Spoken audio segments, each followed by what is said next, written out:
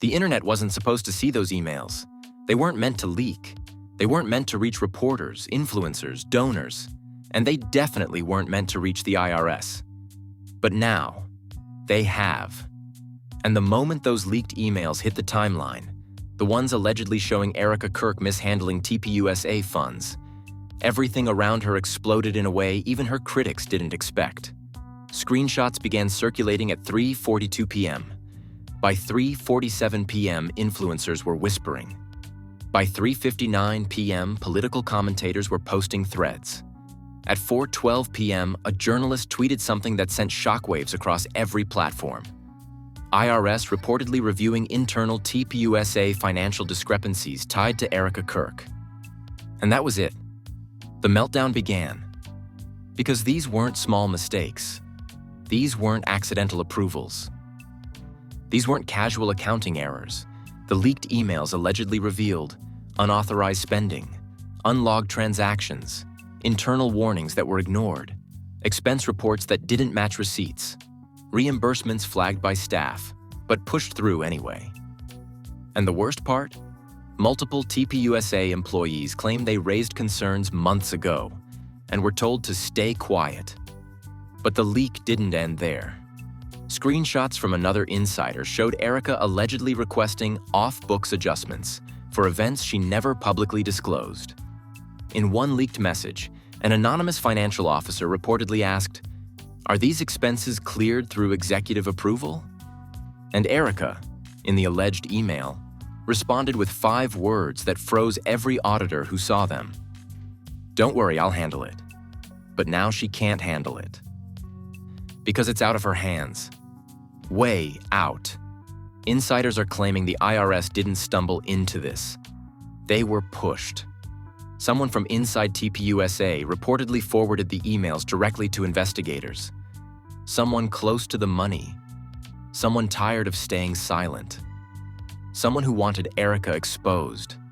And the question tearing through the internet right now is simple. Who leaked these? And what else is coming next? Long before the leaked emails ever hit the timeline. Long before the IRS whisper reached journalists. Long before financial discrepancies became the phrase haunting every TPUSA group chat. Something had been rotting behind the scenes. Not loudly, not publicly, quietly, silently, in the shadows. A place where only insiders, accountants, and very nervous event coordinators could see the cracks forming. The truth is, Erika Kirk didn't suddenly wake up one day and get accused of mishandling funds. This storm has been brewing for months, maybe years. And the people closest to the money have been watching it happen in slow motion, praying nobody outside the organization would ever dig deep enough to see what they've seen. And the scariest part? They all knew this moment was coming. Internal staffers had whispered for months that something was off about the way money moved around Erika's events. Not illegal, at least not at first. Just unprofessional, untracked, sometimes sloppy, sometimes abrupt, but always wrapped in the same excuse. It's fine, Erika approved it. Nobody questioned it in the beginning. Why would they? Erika had influence. Erika had status. Erika had the brand, the connections, the platform, the image. If she said a transaction was cleared, people believed it was cleared. If she pushed through a reimbursement, people assumed it was authorized. But little by little, things stopped adding up. One event coordinator remembers the first red flag. A modest, mid-tier conference Erika helped organize. Nothing huge, nothing flashy. But somehow, the event's expenses came back thousands of dollars higher than projected. When asked about the discrepancy, Erika allegedly responded, "Just adjust the numbers. Don't escalate it." Adjust. Don't escalate. The coordinator froze. Adjusting numbers wasn't normal protocol. Escalation was. But when they hesitated, Erika reportedly stepped closer, lowered her voice, and said, "Trust me, no one will question it." It was the first time someone realized she wasn't asking. She was instructing. But that was just the beginning. More events, More off-books receipts, more expenses that didn't align with the budgets, more reimbursements pushed through late at night, more financial officers being told, "Don't make this a big deal." People noticed. People whispered. People worried. But nobody dared to challenge her. Not yet. Because Erika had allies. She had protection. She had connections nobody wanted to offend. Inside TPUSA, speaking against the wrong person could mean losing your job. Or worse, losing your access. People stayed quiet. People looked away. People told themselves, "It's probably fine. She knows what she's doing." But then came the donor issues. Donors began asking questions, subtle at first, then increasingly direct. They wanted to know where certain funds had gone, why certain invoices were larger than expected, why a few events cost nearly double their projected amount. One donor, according to a leaked message, asked, "Why are there unlogged expenses tied to Erika's initiatives?" And someone inside TPUSA replied with the single most suspicious sentence imaginable. "We're looking into it." Not "it's accounted for," not "nothing's wrong," not "all spending is approved." We're looking into it.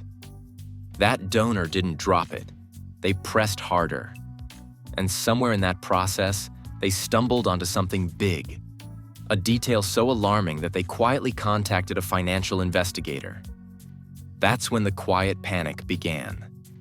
Internal accountants flagged unusual patterns in Erika's reimbursement history. Nothing dramatic, but enough to raise eyebrows, enough to worry someone. Enough to make an internal auditor send an email directly to the senior team. And that email, the one meant for 3 people only, got forwarded. Not to the board, not to leadership, not to lawyers, but to someone outside TPUSA, someone with access, someone with motive, someone who had been waiting for the moment to strike. Those emails didn't leak accidentally. They leaked with intention. And that intention became clear when the first anonymous insider posted, "Erika was warned about these financial issues months ago." That post went viral instantly. People began digging, connecting dots, revisiting her events, analyzing old contracts, checking sponsorships, scanning venue costs, pulling up public filings. Journalists jumped on it. Influencers began speculating. Political commentators started asking sharp questions. And then, the sentence that sent shockwaves everywhere. IRS reportedly reviewing internal TPUSA financial discrepancies tied to Erika Kirk. The IRS doesn't just take a look because of a rumor. They don't review because of a social media post. They move when someone flags something serious.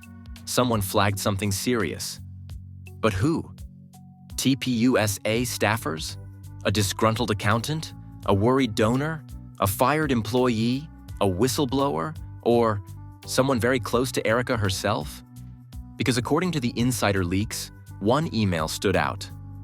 One email that shouldn't have existed, shouldn't have been forwarded, shouldn't have been seen by anyone outside the financial team. It was from Erika, direct, unfiltered, time-stamped late at night, and the wording was brutal. "We need to move these numbers before quarterly reporting. I'll explain later."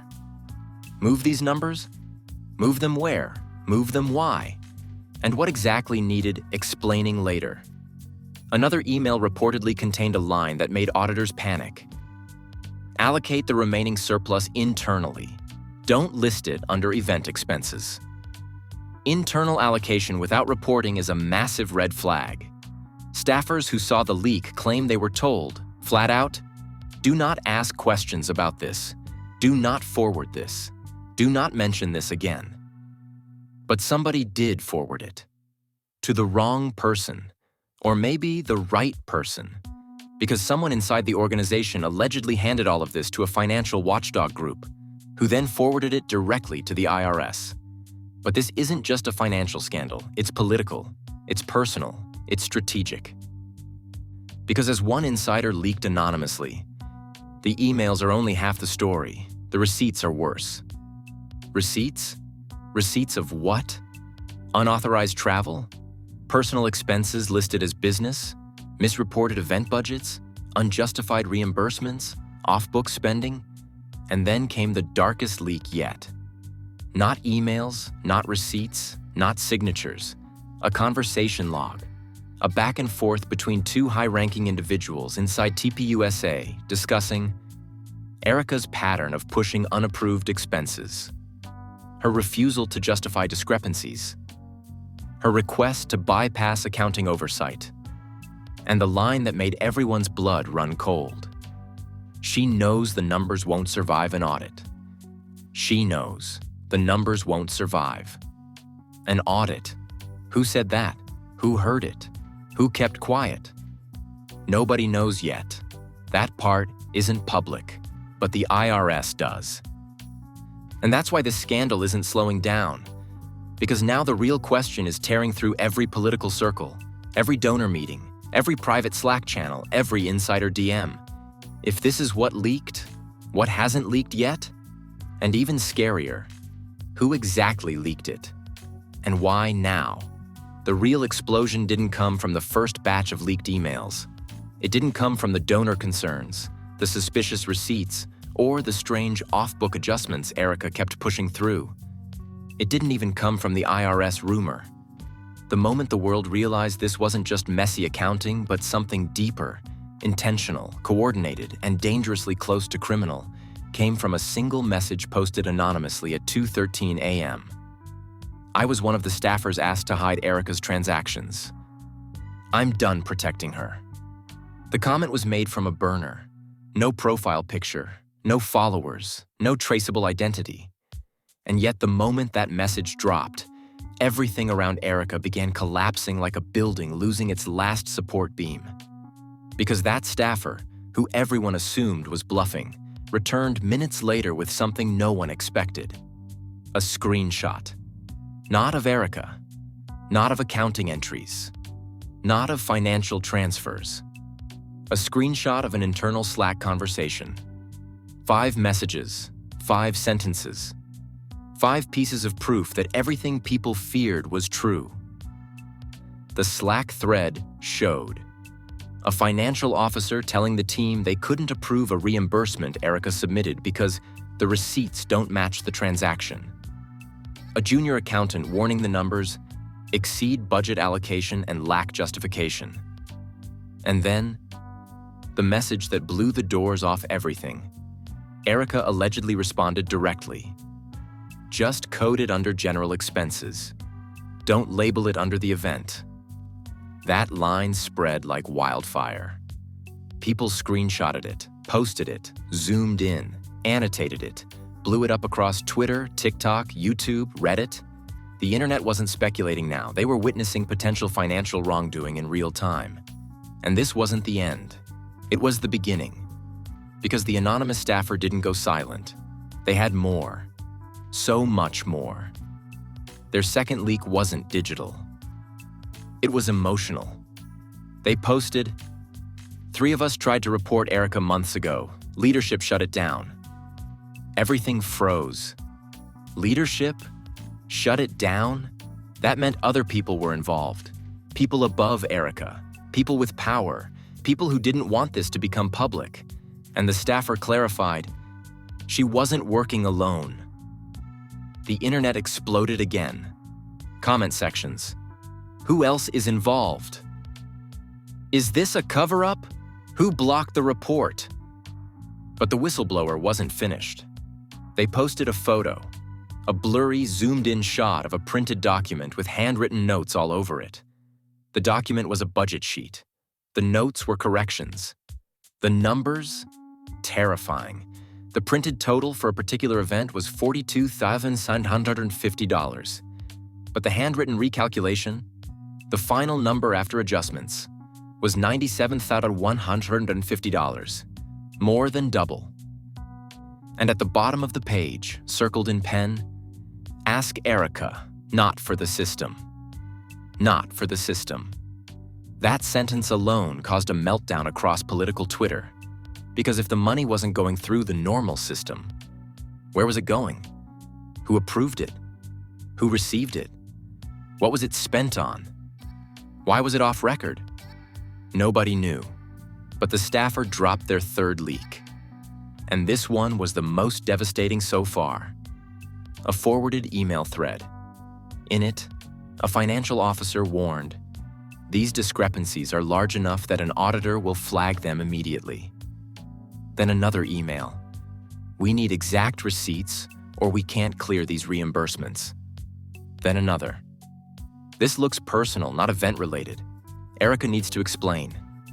And then, Erika supposedly replied, "I'll provide context in person. Do not send this to compliance." That line broke donors. It broke staff. It broke the internet.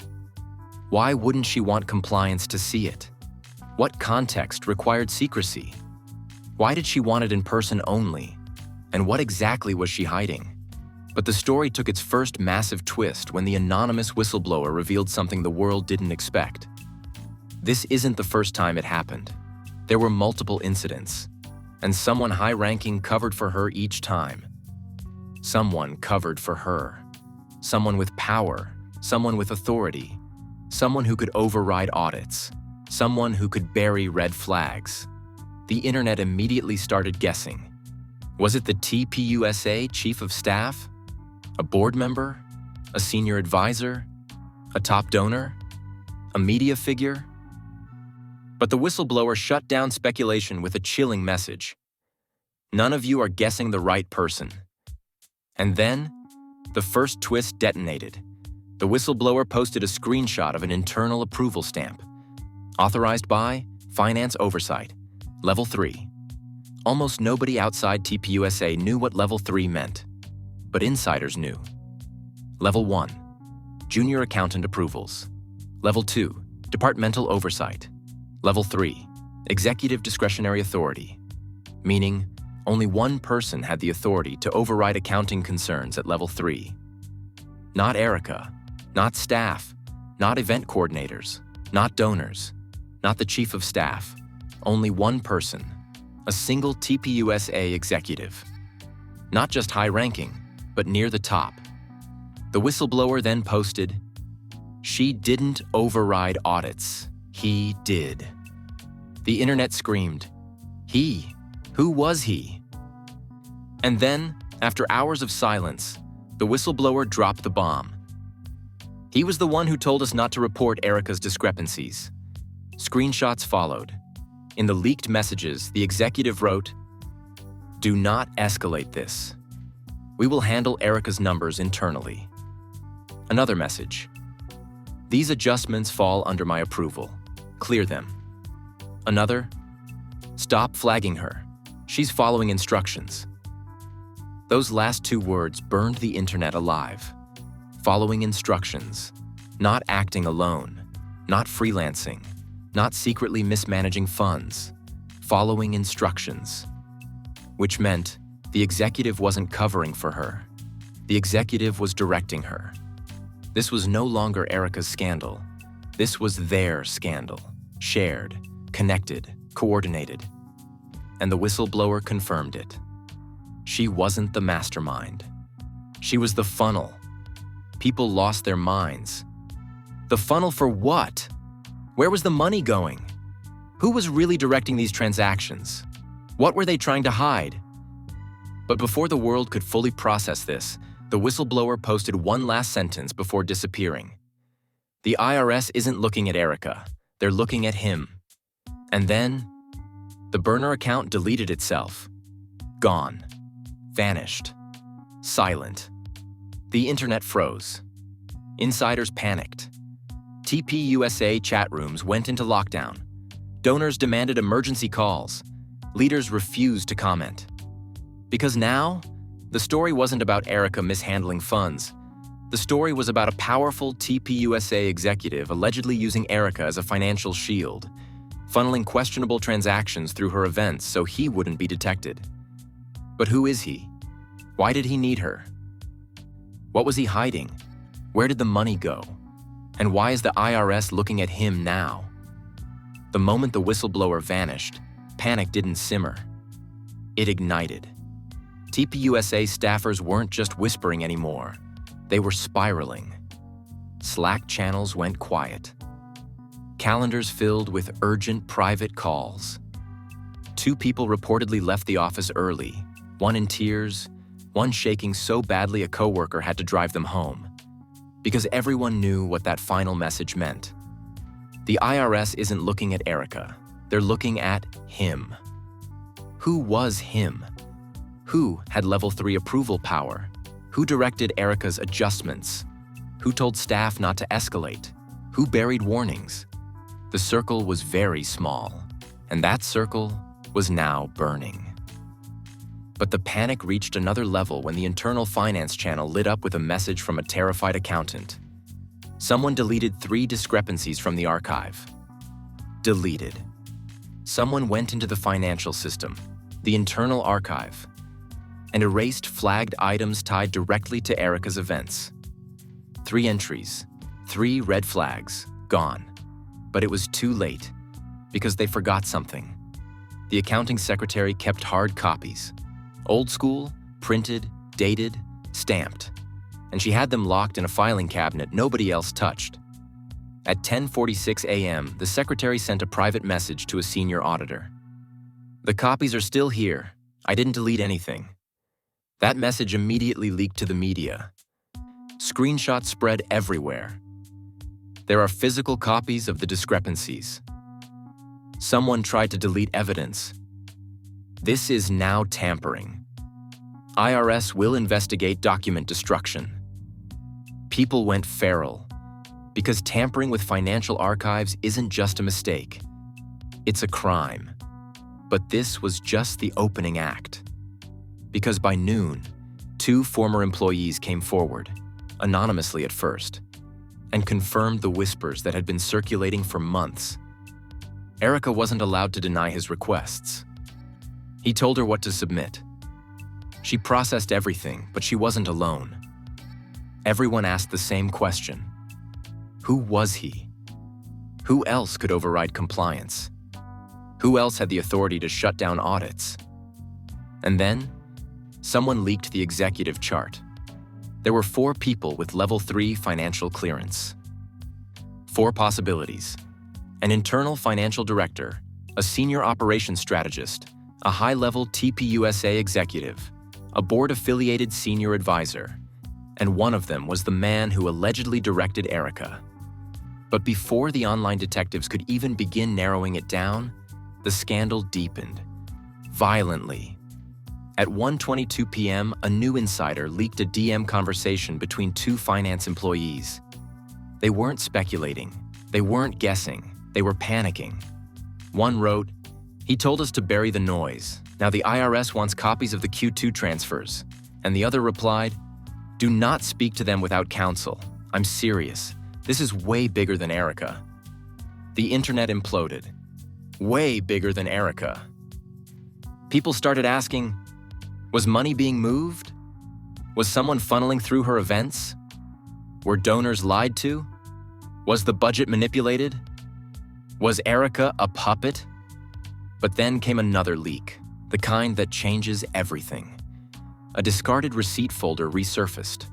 It was found by a cleaning staff member who had no idea what was inside until she opened it.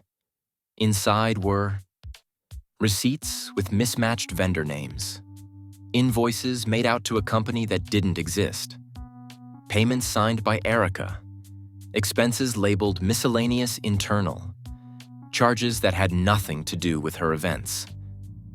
A handwritten note with one chilling phrase, "Approved by L3. Proceed." It was the first physical confirmation that Erika wasn't freelancing anything. She was following level 3 orders. Journalists jumped on it. Legal experts analyzed it. Auditors freaked out, and donors, furious. One donor leaked a message.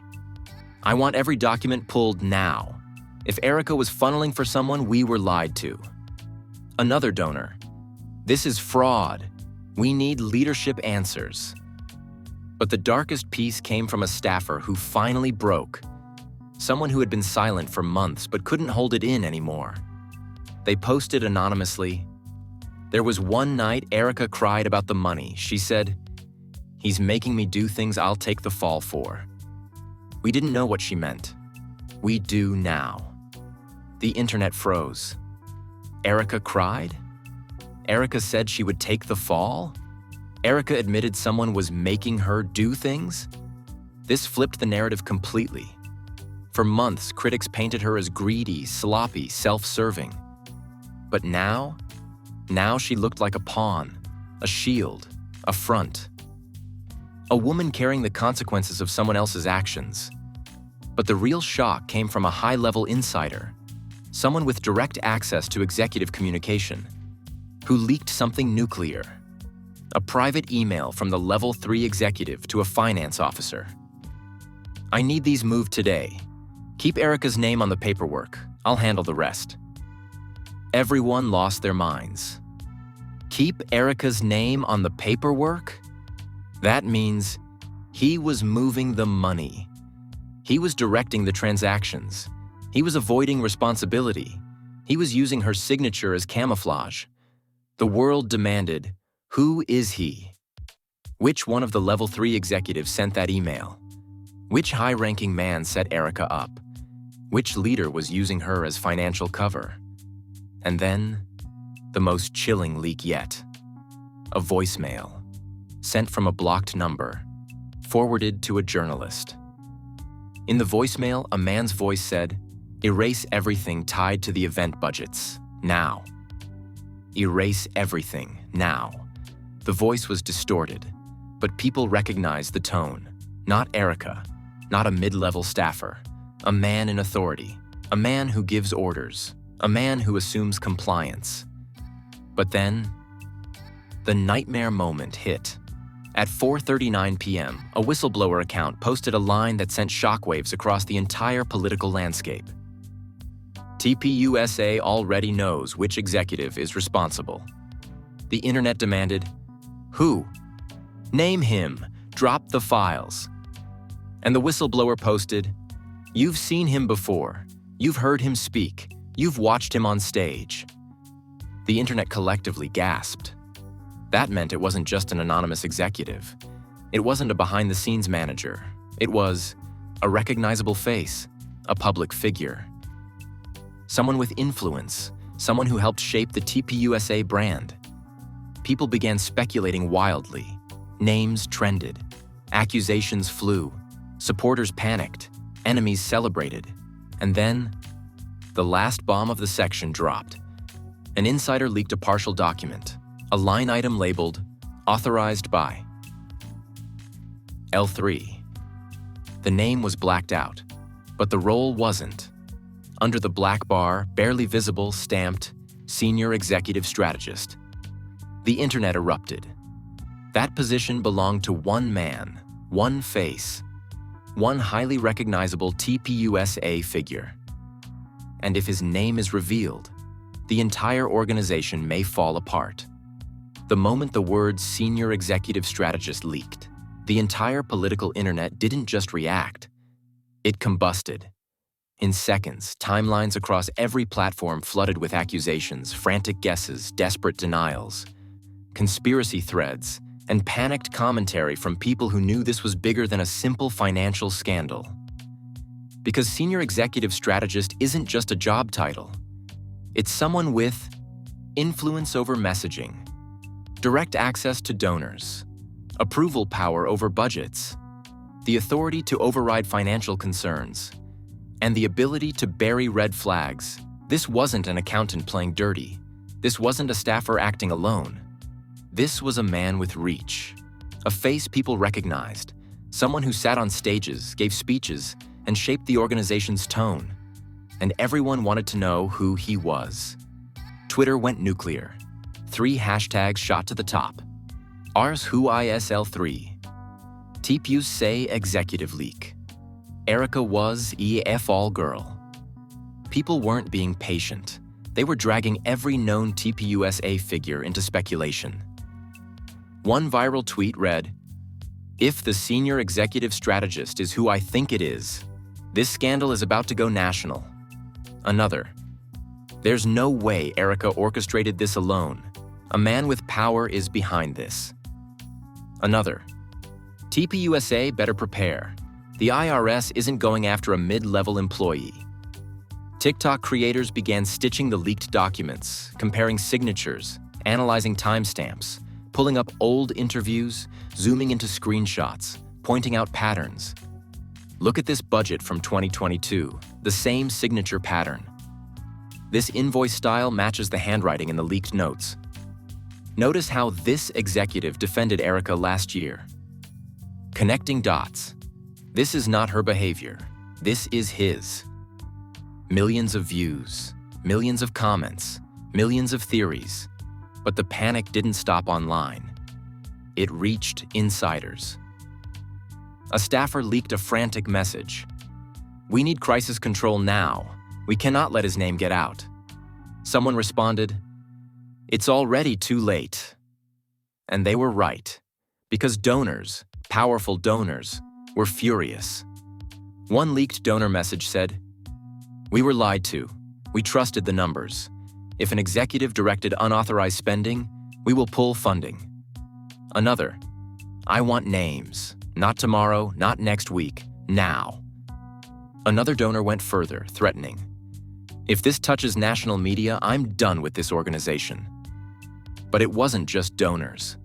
Political commentators, some of the biggest conservative voices, began weighing in. A major commentator tweeted, "If a top TPUSA executive used Erika as financial cover, that's not a scandal, that's corruption." Another said, "People are digging. The name will leak." Some defended Erika for the first time ever. She wasn't sloppy, she was following orders. She didn't mishandle funds, she carried out what she was told. She was the shield, not the mastermind. But others attacked her just as viciously. She could have said no. She's not innocent, she signed the receipts. She isn't a victim, she participated. The division was brutal, but the most explosive reaction came from a prominent conservative influencer who said, "There's a whisper going around that the L3 executive is someone very close to the board." People lost their minds. Close to the board? A strategist with influence? A public face? Somebody posted, "If that's true, TPUSA is done." At the same time, in private circles, conservative strategists began panicking. Group chats leaked everywhere. One strategist said, "I've heard the name. I hope to God it's not true." Another, "This will destroy at least 3 careers." Another, "There's an executive retreat next week. Half the room won't show up if the name leaks." Then came the most chilling internal message from a staffer. "He's already deleting old messages. We can see them disappearing." Deleting messages while under IRS suspicion? That alone triggered a second explosion of panic across social media. People demanded, "Name him now. Stop protecting powerful men. Release the documents. Show the full email." Journalists jumped in. Now the mainstream media sniffed blood. A reporter tweeted, "We are investigating the L3 executive strategist involved in the TPUSA financial scandal." Another reporter, "This goes beyond TPUSA. This may involve multiple organizations." But then, something unexpected happened. A conservative commentator known for never criticizing TPUSA suddenly went live, whispering, "I've worked with all 4 Level 3 candidates. Only one of them would do something like this, and the rumors are pointing directly at him." Chat exploded. "Who? Say his name? Expose him?" But the commentator refused. "I can't say it, but if the rumors are correct, this is worse than a financial scandal. This is a cover-up." And just when things reached peak hysteria, a new leak hit. A leaked text from a TPUSA lawyer. "We cannot protect him if the IRS requests direct testimony." People screamed. TPUSA was no longer defending him. They were preparing to distance themselves. Even worse, someone leaked a snippet from an internal crisis call. "We need to isolate the strategist. He cannot be linked to Erika publicly. Someone asked, "What about Erika?" Silence. Then, "She's not the priority." The internet exploded again. So Erika, the woman who took the fall, who carried the paperwork, who signed the receipts, wasn't the priority. He was. The L3 executive, the man in the shadows, the strategist with the authority to bury audits, direct transactions, command staff. And then, the leak nobody expected. Someone posted a blurry photo of a man leaving the TPUSA office at night. Head down, hood up, face turned away. Caption: "Is this the L3 executive strategist?" Comments exploded.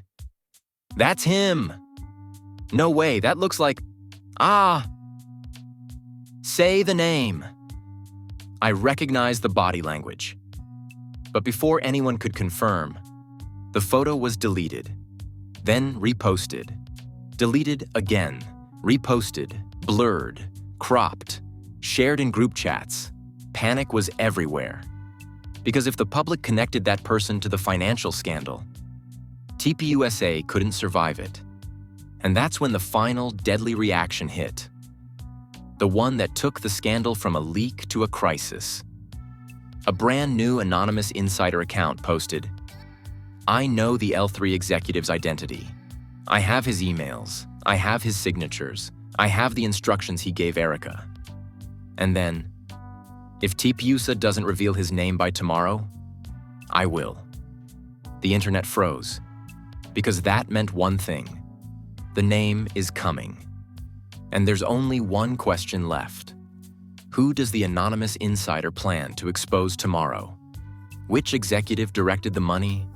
Which man used Erika as a shield? And what happens when his name hits the public timeline? The anonymous insider didn't post anything else for nearly 9 hours. 9 hours of pure, breathless chaos. 9 hours of people refreshing nonstop. 9 hours of influencers screaming on live streams, guessing the strategist's name. 9 hours of political commentators pacing circles in their podcast studios. 9 hours of TPUSA leadership acting like the walls were closing in. And then, at 11:02 p.m., the insider came back. They didn't post a name. They posted a document, a real one. A financial authorization sheet with the signature blurred, but not the title. Senior Executive Strategist, L3 Approval. The internet went feral. People screenshot it, blew it up, enhanced it, circle marked every pixel, analyzed the handwriting on the lower margins, compared it to old documents. But the insider wasn't done. They posted another document, this time an internal email where the L3 executive wrote, "Route this through Erika's budget. It'll pass unnoticed." That line, shattered every timeline. Route this through Erika's budget, not approve this, not clear it, not check with accounting. Route this through Erika, use her, hide behind her, let her take the heat. Now even Erika's harshest critics froze. Nobody expected sympathy for Erika at any point in this scandal. Yet here it was. Because suddenly, even her biggest haters saw the truth. She wasn't the puppet master. She was the puppet. But the insider wasn't finished. They posted a third document. And this one was nuclear. It was a partially redacted email between two senior staffers who were discussing how to handle the discrepancies. And one sentence, just one, exposed the L3 executive's identity without even needing his name. The sentence read, "Tell Iine to stop panicking. He needs to delete the old invoices before the auditors request them." Everyone froze. 3 letters were visible. The first letter, the middle letter, the last letter. And those 3 letters matched exactly one name inside TPUSA leadership. Influencers began whispering the name on live streams, not fully saying it, but hinting. You guys, it's who you think it is. It makes sense now. He's been involved in everything from the start. They protected him for years. Journalists began circling him quietly. Podcasters started pulling old clips of him speaking on stage. People analyzed his interviews for signs of guilt. Commentators said, "He's been shady. People just weren't paying attention." And then, just when it looked like the name was inches from being exposed, the insider dropped the bomb nobody saw coming. A voicemail recording. A man's voice. Sharp, angry, commanding. "We need to contain this. Make sure she doesn't talk."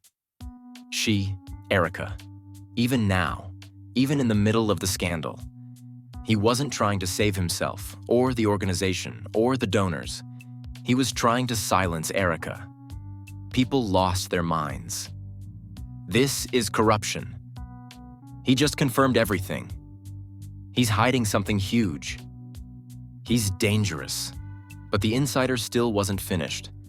Because after dropping the voicemail, they posted one final message. A message that flipped the entire story upside down and turned this scandal into something far darker. The insider wrote, "You all think Erika didn't know what she was doing, but the truth is worse." People held their breath. Another line appeared. She knew he was using her. She knew he was routing money through her. Another line. She confronted him about it months ago. The internet froze. Erika confronted him? When? Where? Why didn't she say anything publicly? Why didn't she come clean? Why didn't she defend herself? And then, the final twist, the one that ends this section and sets up part 2. He told her that if she exposed him, the IRS would believe she masterminded everything. Silence. Absolute silence online. People couldn't breathe. This wasn't just a cover-up. This was entrapment, manipulation, legal warfare, financial coercion. The L3 executive wasn't just using Erika. He was threatening her, trapping her, locking her into silence. And the insider ended it all with the most terrifying message of the entire saga. 10 words that split the internet apart and set the stage for the next episode. "And tomorrow, the woman who knows the truth will speak." Everyone went insane. Who? Who is the woman? Another staffer? A whistleblower? An assistant? A former friend of Erika? A donor? A strategist? A family member? And the insider deleted their account again. Vanished, leaving the world hanging on one impossible cliffhanger. A woman with the truth is coming forward, and she's ready to expose the L3 executive behind the entire scandal. Now that you've seen how deep this goes, the missing invoices, the deleted entries, the forged approvals, the voicemail telling someone to contain Erika, the level 3 strategist directing the cover-up, the proof she was being used as a financial shield, and the anonymous insider revealing that a woman who knows everything is preparing to speak. The only question now is, what happens next? Because the second that woman steps forward, everything changes.